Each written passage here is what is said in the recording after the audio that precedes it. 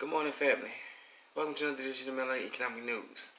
Alright, family, the time is about 4:03 in the morning just before I go to work, and today we're gonna cover mostly overseas topics. Alright, family, but before we get started, we're gonna cover some of the economic news here in the US. Alright, family. So right now we're looking at across the board. Futures are up across. The Dow is up 120 points at half a percent. Alright, at 24,165. The Nasdaq futures are up at about plus 90 points at about just over 1% at 8,809.75, and S&P futures are up just about a little bit over 21 points at 21.25, just a tad bit under 1%. All right, at 2,888.50. All right, that comes from Fox Business News. All right. Alright, we'll switch over to Seeking Alpha. We'll look at some of the currencies and commodity gainers. Okay, let's look at some of the currencies that are up right now. The US dollar is up at about 1.4% versus all the other currencies. The euro is down about negative 2.7%. The British pound is down just about a 0.5%. And the Japanese yen is up about a 0.5%. And the Chinese yuan is up about 1.2%. Alright, let's switch over to, let's look at some of these commodity gainers. Steel is up. The rare earth and strategic metals is up. Tin is up. Copper is up. Coal is up. Okay, let's break it down. Steel is up at about 10.1%. Rare earth and strategic metals is up at 9.9%. Tin is up 7.8%. Copper is up 7.6%. Coal is up 6.8%. Alrighty. Alright, let's switch over. And then let's get over to the gold stocks. The precious metals industry. Alright, family. Seems like it pretty much across the board. We're looking at up. Alright. So we'll keep it going from here. Crypto is up. Bitcoin versus the US dollar is at 2.8% up. Ethereum is up 4.8%, and Tether is just sitting flat, and Bitcoin Cash versus the US dollar is up about 2.8%. Alright, family. Alrighty. Sorry, let's switch over. Let's go over to the main topics that we're going to talk about. Let's go over to like overseas markets, because a lot of times in the US they only give us the US markets, but we're going to go over some of what's going on overseas. Alright, family, so let's get ready.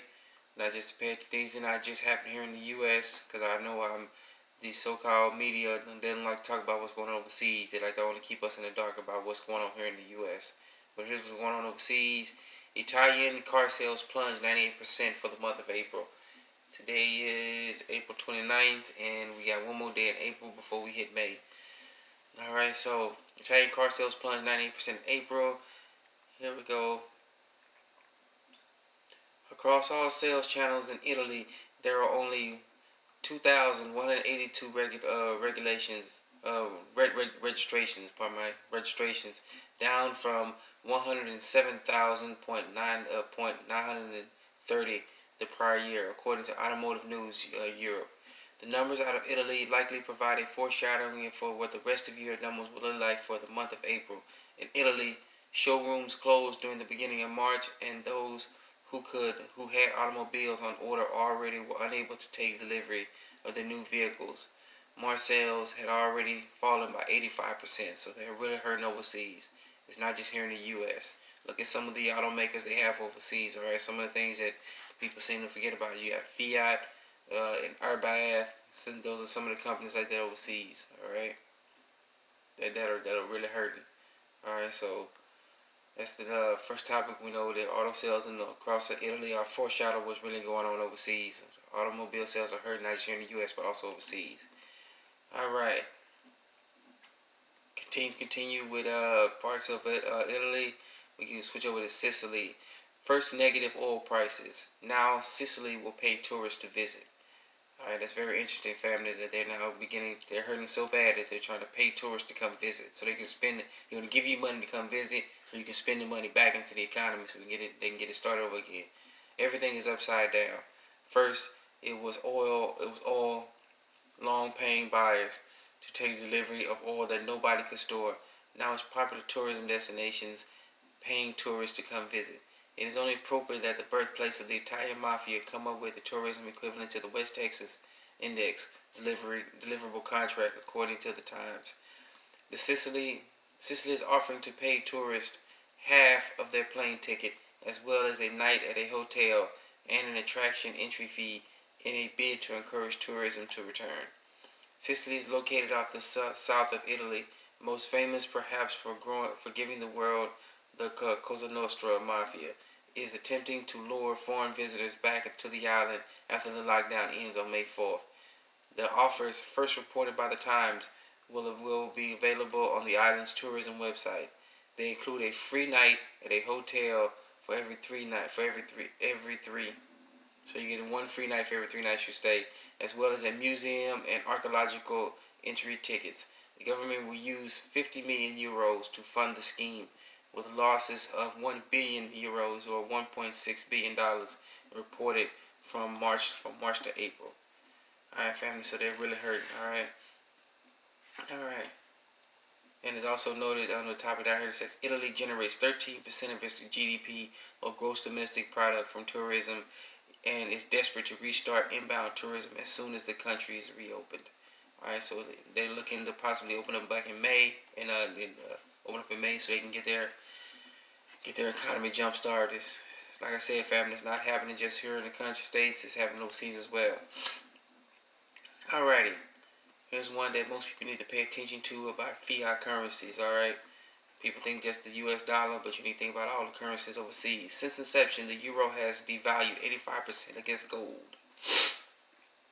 Technically, this comes from ZeroHedge.com. All right. Technically, the euro was launched on January 1st, 1999. Although European notes and coins started circulating in January of 2002. All right. Over the course of 20 years, the gold price in the euros has increased by 55%, 555%. From a historic perspective, the euro is a young currency, but has already lost 85% of its value against gold. This reveals the instability of fiat currencies. To evaluate how much the euro has devalued against gold, it must be measured in gold terms, because a currency cannot be devalued by more than 100%. Yeah, okay. In 1999, it took 0.13 gram to buy 1 euro. Today, it only 0.02 gram of gold to buy a euro. The result is that the euro has lost 85% of its value versus gold. All right, so things are really hurting. Fiat currencies around the world are hurting. Here in the U.S., they managed to manipulate the price what it should be. All right. Gold actually, in the true price of gold, what they really have overseas, what they really selling it for in parts of the Middle East, and how they're valuing it overseas in the Shanghai gold market, gold should actually be worth about $10,000 for 1 ounce of gold. All right. All right, folks. Now we going to Japan. All right, this is coming from Bloomberg.com. Bank of Japan ramps up stimulus with pledge to buy unlimited bond buying. Alright, so Bank of Japan is going to buy a bunch of bonds from its corporations and everything else, and government bonds, to try to try to help with the financial crisis going on all overseas.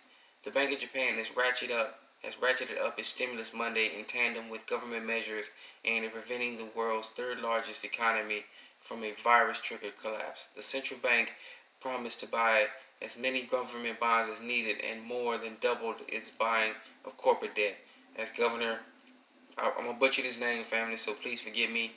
If any of Japanese citizens listen to this, please forgive me for butchering his name. Haru Yuhaiko Kuridua tries to show the BOJ was pulling its weight in national efforts to support struggling factory owners, shopkeepers, and consumers. Still, Kuridua found himself defending efforts of the central bank during the briefing after the decision. He acknowledged that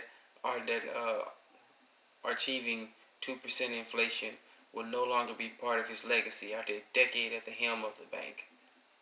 So they got bad issues over in Japan right now, family.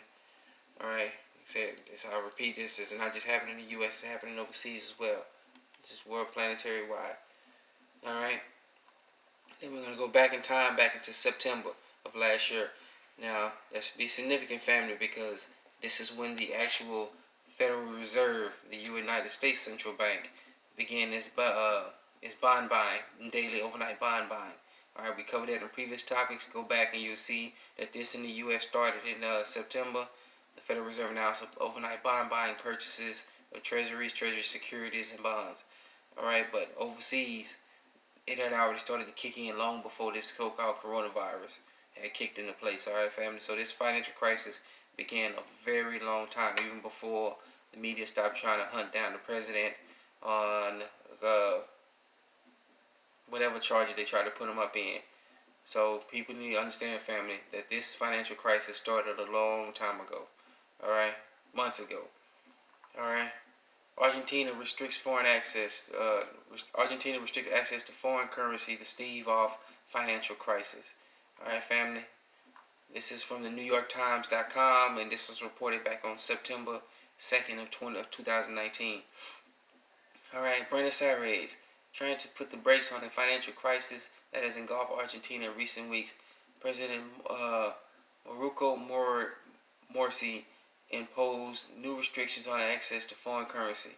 The restrictions, which took effect Monday, are a remarkable about-face from Mr. Morsi, who came into office promising to open up the economy, but instead putting in place the type of measures he has long criticized as he heads into October's presidential election.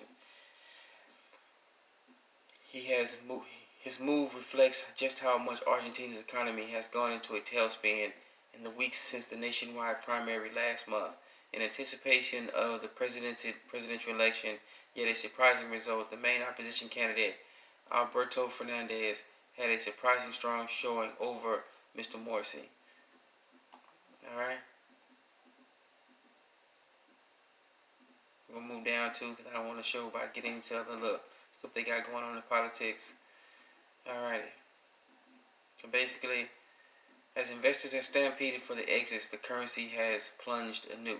So the Argentina money has plunged new. All right, if you can get online and tell me what the currency is, because I didn't research the currency. What did they call the currency? I do believe it might be somewhat similar to the dollar. So yeah, family, things are happening overseas, not just here in the U.S. And this financial crisis started long before it hit. All right, it started long before all this coronavirus hit, family. All right. So that's it for another edition of Melon Economic News. Take it easy, family. I urge you, please, once again, you may hear me say this, like people say, I'm beating a dead horse. Family, let's come together, take care of each other. If you see somebody, you see a melanated brother or sister, let them know, hey man, how you doing? Are you good? Alright? Please just take care of each other, alright, family? Thank you for joining me once again. See you after the darkness. Alright, let's get the family started.